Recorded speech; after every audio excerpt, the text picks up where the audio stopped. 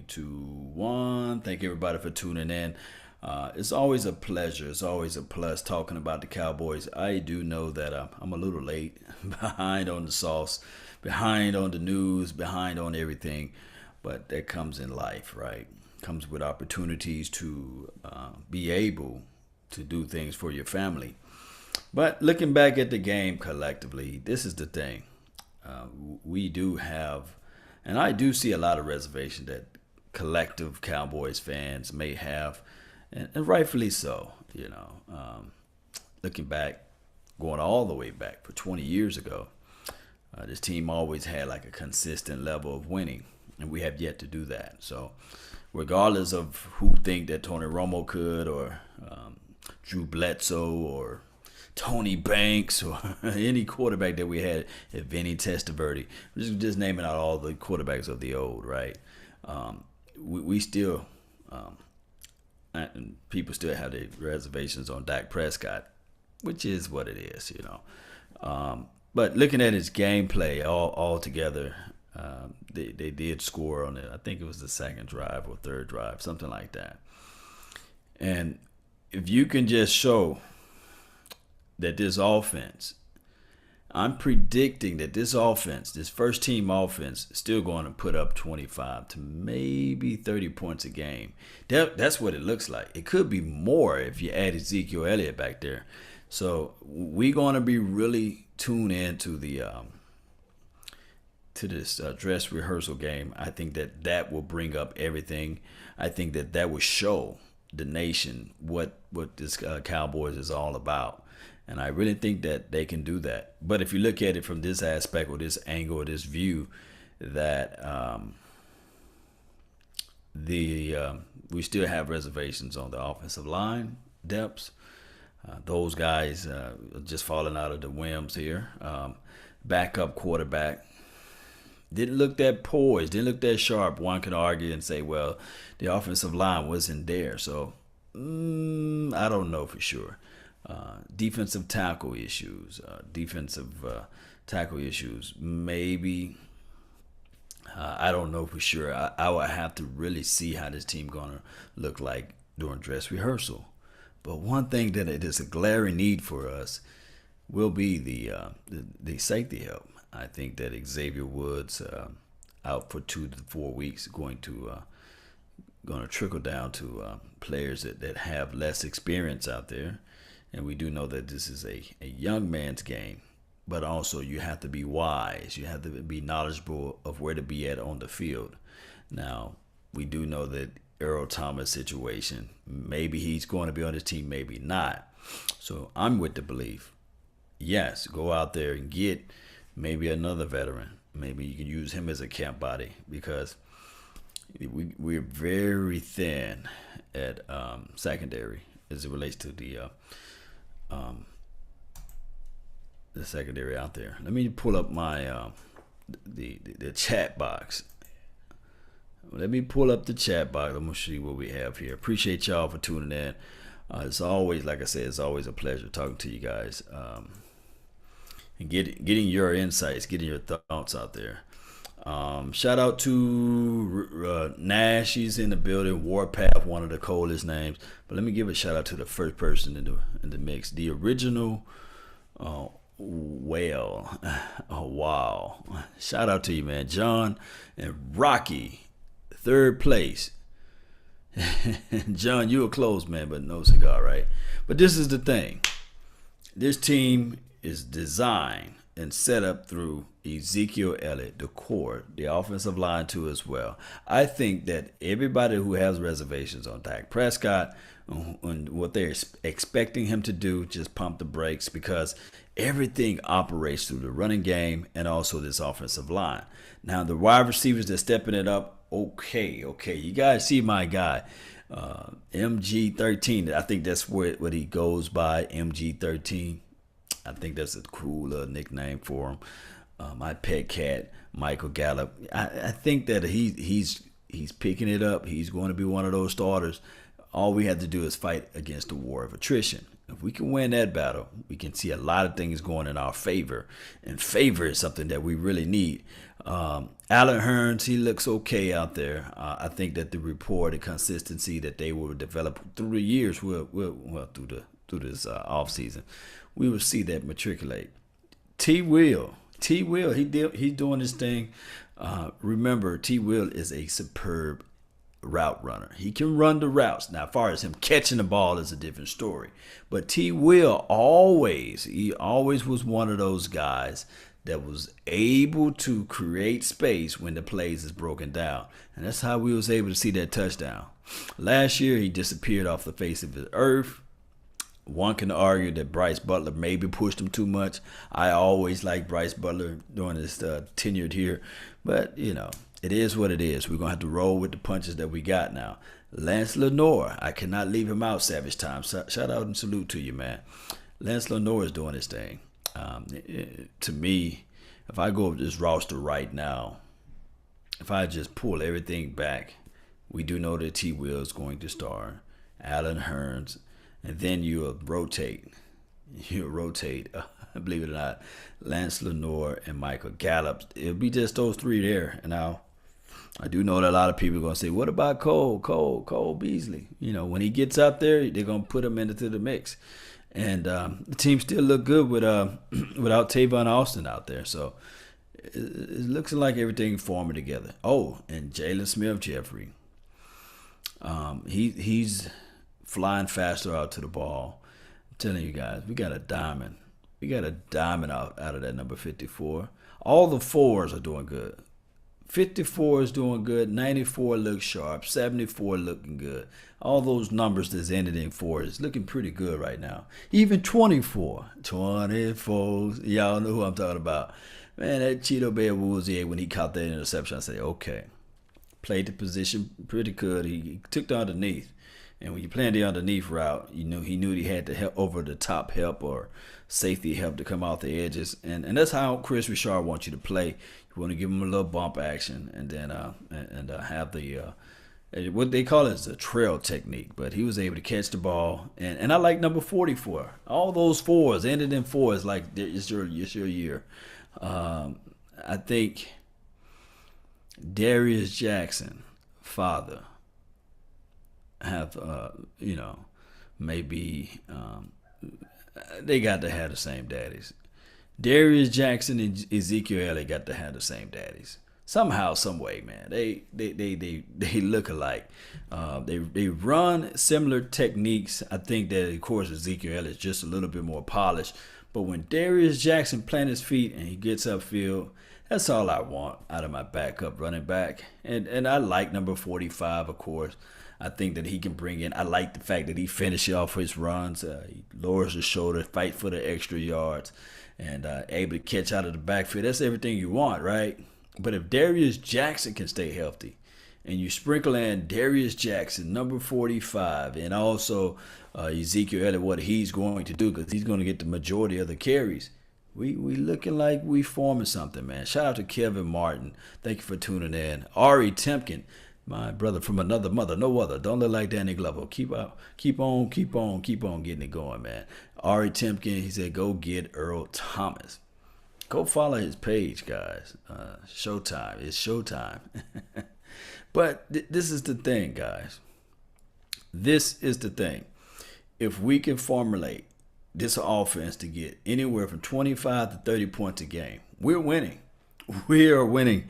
We are winning because of this defense. It looks hungry. You're getting the pressure off the edge with number 94. And did I mention number 90? D-Law. Come on.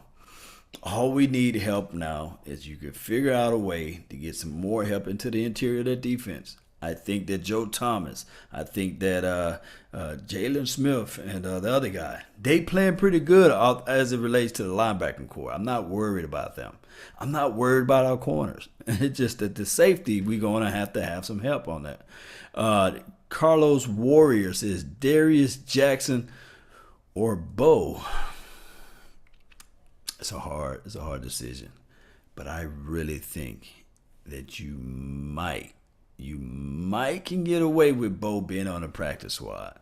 And here's why. I think that the other 31 teams may have their reservation on his health. And with Darius Jackson, what he's presenting out there, I do know that Bo is just like it's a wonderful ideal to have Bo. But I think that Darius can bring you just a little bit more season on your entree. He can bring a little bit more to your bang to your buck. I think that that's what Darius can do, and I just like the way he runs short, low to the earth. Looks like he can absorb and grab most of those things, man, as far as contact. So I know that he had injuries too as well, but if we can figure out a way to have somebody just serviceable enough to spell Ezekiel Elliott, then we okay. That's how I look at it. And that could be all in the designs of things. If you think about this, if you think about the Tavon Austins of the world, right? If you think about the adding of a number 45, those things all come into play. I really do. Savage time, Kevin, because Chris is like his length. Yeah, it is what it is. Yeah, Chris Richard like his length on his DBs, off his backfield. But number 30 lost some opportunities out there. I didn't like some of his plays. I think number 30 still got a big question mark on him. But we'll wait one more week and before I can really get my final verdict on Anthony Brown. But I really think that Jordan Lewis, when I looked at the film, he did fold it up like a weak tent, like one of them folding chairs out there. He could have blocked the guy down. He could have tackled the guy. And I don't know if he was making the business decision, whether or not he really wanted to get down and dirty and hit this guy. But he folded up like a little lawn chair out there, and the guy was able to skirt off the side and get the first down and beyond. So I don't like that aspect of Jordan Lewis. You got to figure out to man that up just a little bit. Lewis, man, shout out to you, man. Thank you for tuning in. For the people that's here right now, Brian Bradford, what we want more Rico. This is the thing. I love Rico. I want Rico to be on his team. That's why I said now, earlier on my video, that maybe the way how piss poor these secondary quarterbacks are playing, maybe you can sneak the quarterbacks on the not second string, but practice squad. Maybe you can go with two quarterbacks, slide in four tight ends. Yeah, you can slide in four tight ends, and maybe lose a running back. Because Jameis Olawale, he brings so much extra to your team. He can be your quote unquote your extra tight end if in a pinch. You need that. I think that Rico will not make it on the practice squad. Somebody will pull him off of there. It's just one of those things where it's, three tight ends, right? My number's off. Charge it to my head, not my heart. So we go with Jarwin, Swain. Oh, yeah, I'm right. Four tight ends because Schultz, I think that we could have used a extra DB in what round Schultz was drafted. Because I was looking at the fact that maybe we could have went defensive with that pick. I think that we kind of drafted Schultz too soon. I like the skill set of Swain. I like the skill set of Jarwin. I like the skill set of Rico.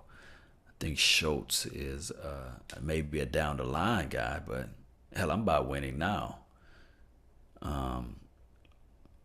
The intangible. So Schultz was a 4th round draft pick. See, we could have did something else with that. To me personally. We need to be talking about safety situation. Do we need to go get another safety? Get Earl Thomas or George Iloka? I looked at George Iloka. He had one interception last year, 2017, against the Bills, the horrible Bills, and look what conference they play in. I think that he could have got plenty of more interceptions against the Browns at least, but he only had one interception last year, and then 2016, I think he balled out. He had like four interceptions. He is a seasoned veteran guy. He's 28, so he's not as old as Earl Thomas. I think that if with him on the team, I think that he can add some type of veteran leadership. I think that that's very resourceful for this young team, especially as it relates to like week 5, week 6, week 7, when the temperatures start changing a little bit. I think that somebody who's seasoned enough will be beneficial to the team. If not, if you want to go super young, then I like number 23. I like the 37 kid. They're just numbers now until I just can really pick out and pull their names. You see, but Chaz Green, why Chaz Green is still on this team? Kelvin Martin, that's a mystery beyond me. Chaz Green, like I said before, I know some folding chairs in Natchez, Mississippi that can block better than Chaz. But at this point, I don't know why. I think that you can put Tavon Austin back there. He probably can block better than Chaz. Kelvin, I think you can block better than Chaz Green. But it's just one of those things where he's on the team. I think that this team takes a lot of pride, and they don't like to cut people that they feel highly touted on as far as drafting. So I don't know. We will see. Hopefully he can step it up this next game, and Chaz Green can be like lights out, the Chaz Green that we saw in 2016. But Chaz Green fell off the face of this earth, man. My 5-year-old can get around Green. I seriously believe so. I don't know, man. Chaz Green, I don't know what they're seeing. I don't know what they're seeing out there. And maybe he got some hitting tapes on Jason Garrett. Maybe he walked in on Jerry Jones doing something that he didn't supposed to be doing. Maybe, just maybe that happened, just all fun and games, guys. But it is what it is.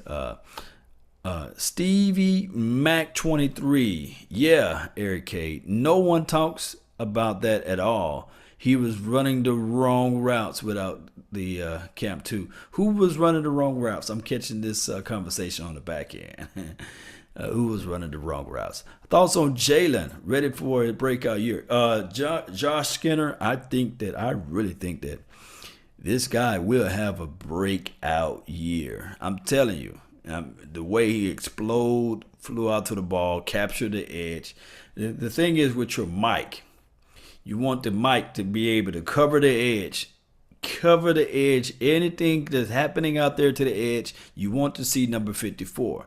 Now, on top of that, especially playing the cover 2, anything up the middle, down and out in distance, you want that number 54 to be in the mix, especially your tight ends, your slants. You want number 54 to be somewhere in the proximity.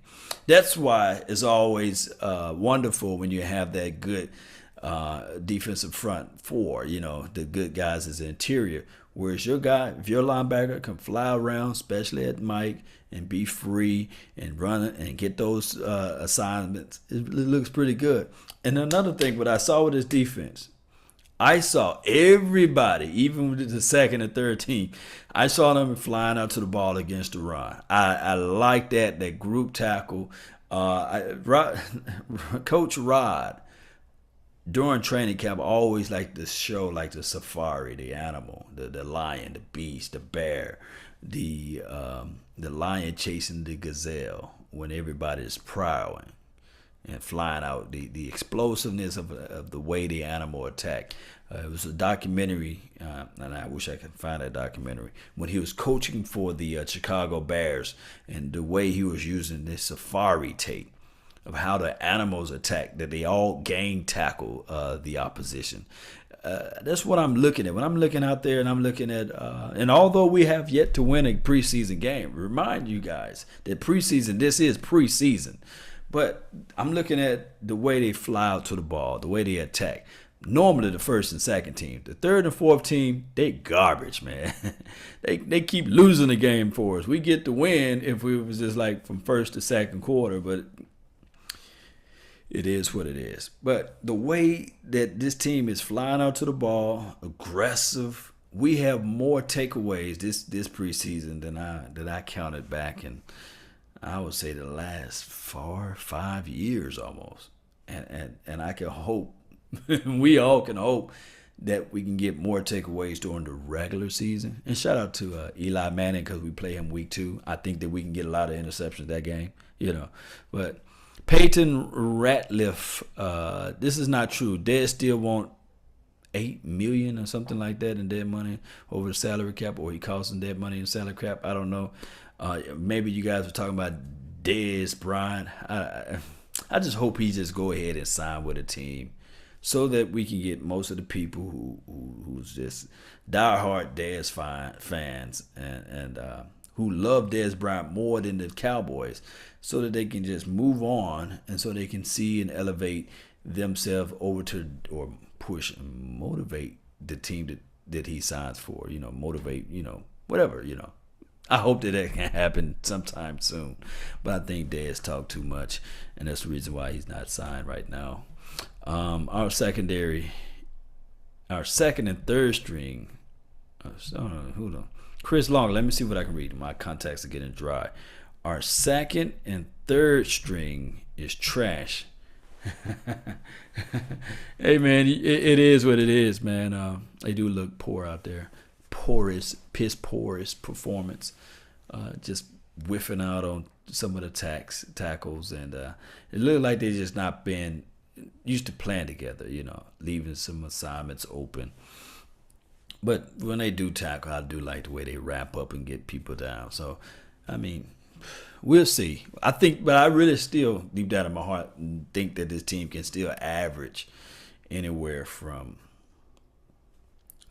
25 to 30 points a game, which will put us in the top tier of the league. And then if our defense can be stingy and hungry just a little bit, if we can fight against this war of attrition, we'll be okay. Yeah.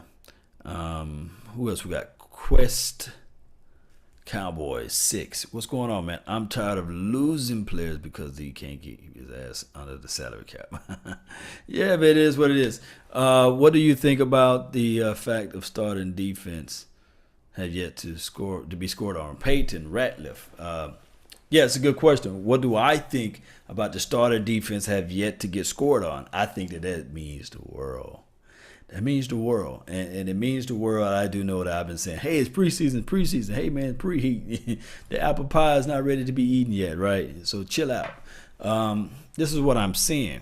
Normally, I'm seeing a team that methodically move the ball down the field. I'm seeing Dak Prescott knows when to throw the ball away, when it's time to throw the ball away, right, on their offense. And then I'm seeing him punching it in for the score, which I put a little green check mark by that, okay? I'm looking at the individual plays. I'm looking at the lineup. I'm looking at what setup they are coming out of, whether or not it's 11 personnel, 12 personnel, whether or not they line up and when they're in the red zone, money zone. This is what I want you guys to do too as well, whether or not they're using the jumbo package with 23 personnel with 3 tight ends and 2 running backs, or whether or not they're doing more, the RPO, run pass option, or whether or not they go into a 12, or I seen it one package that went into a 13 personnel. And they do have different groupings out there that I'm looking at. And then on the defensive side of the ball, when it's time for the defense, I'm looking at this right here. In situational football, when this defense is out there, I'm looking at what they're doing when it's second and short. Who's out there? Who's not out there? What type of setup? And this is what I've been really giddy on. I've been giddy like a little high school girl to a prom date with the best senior out there, or vice versa. I'm sitting here saying, okay, this is what this defense is doing on 3rd and long. They are really, to my eyes, they are really lining up everybody. Mano a mano, man-to-man defense on 3rd and long. It's been years. It's been since Coach Zim been out there that we did that type of defense on 3rd and long. So I'm looking at the implementation of what Chris Richard is bringing to the team. And I'm seeing what Chris Richard is working with Rob Marinelli on his cover 2. Because I think that Chris Richard really want to run a cover 3. But we looking at everything. And that's what I'm looking at during the preseason game. But it is what it is. We need some better second stringers. This is D. Wilson. This is my other thing before I wrap this thing up and before I run. when we talking about the second string, the second wave of free agency after this training, after cut day, after everybody did their evaluations on their draft picks, they're going to look at it, and if it's a tie or if it's close to a tie, normally the veteran guy gets the axe. Just like Greg Iloka. They picked up a guy that I was really high on, Jesse Bates. And they were looking at it like, hey, we got a young guy, young fish. It's looking like he's learning this whole defense. Let's just go with the younger guy. Let's not take reps away from the young guy. Let's just go ahead and move on from Greg. And we're going to see a lot more Gregs that cut down the line.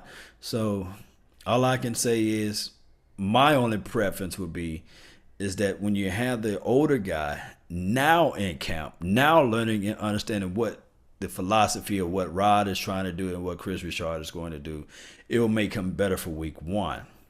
But now if you get a guy like week 4 of the preseason, maybe, the latter part of the preseason, it takes him a while. And then you always have the threat of the injury bug to come around and knock on the door and be like, hey, what's up? Let me holler at you, about that hamstring. So those are the issues that we may have. So just moving forward, there's going to be a veteran guy supposedly to be signed by the Cowboys. It's just a matter of time when. And it is what it is. Sucks for Showers. Yeah, Showers is now hitting the showers. He tore up all his legs, man. Hope he jump back pretty soon. But that's all the time I have for today. I really thank you guys for your time, for liking this page, following the page, following the Patreon. I got the full game on my Patreon. You don't have to pay for anything. Just click the link, go to the game, watch the game, enjoy the game. It's all love from the nation. I really want you guys to enjoy this weekend, enjoy the next game. Don't get too much into this thing, man. It's just preseason. Just enjoy it for right now. Root for the third and the fourth string guy. Find you one guy to root for, because this football can change that man's life. It changed Tony Romo's life. It changed Dak Prescott's life. These guys is just like on the bottom heap of the depth chart that don't have a chance. Just find you one guy, and like Tyree, I'm really rooting for him. I'm rooting for number 39 and 37. I really hope these guys can figure out a way to get their minds together to make this team better, But neither here nor there. I got Law Nation's podcast. That's LAW Nation. You just type that into any podcast, and you should see either my face. It's okay face or logo. You can check that out. Don't forget to join my my Laws Nations Facebook and Instagram. I go back and forth with a lot of people. I try to answer their questions on Facebook and Instagram and Twitter each and every day. And we're going to get this thing going. Beard gang all day, even twice on Sunday, guys. Oh, yeah, Lance Lenore. See, Savage Time, that's what I'm talking about. Root for that guy. That's my guy, number 14, too. Somebody asked, how many guys do you have, actually? But he was my last year pet cat. Like I'm yelling out pet cat for MG13. That's a cool name, MG13. He was my last year guy. And pretty much once he's my guy, he's always my guy, right? But MG13 is showing up, and I really want him to make extreme bounds this year and surprise the world. And it can happen. So it is what it is. Young Wilson, salute. Shout out to you for joining in. It's always a pleasure. 8082 as well. Shout out to you. It is what it is, guys. Every day, even twice on Sunday. Salute. Peace. That's all the time I have for today. And remember, you're listening to nothing but the best. Salute. If I had my 300 music, I'll be jamming out right now, right? Peace, love, and fish grease, baby.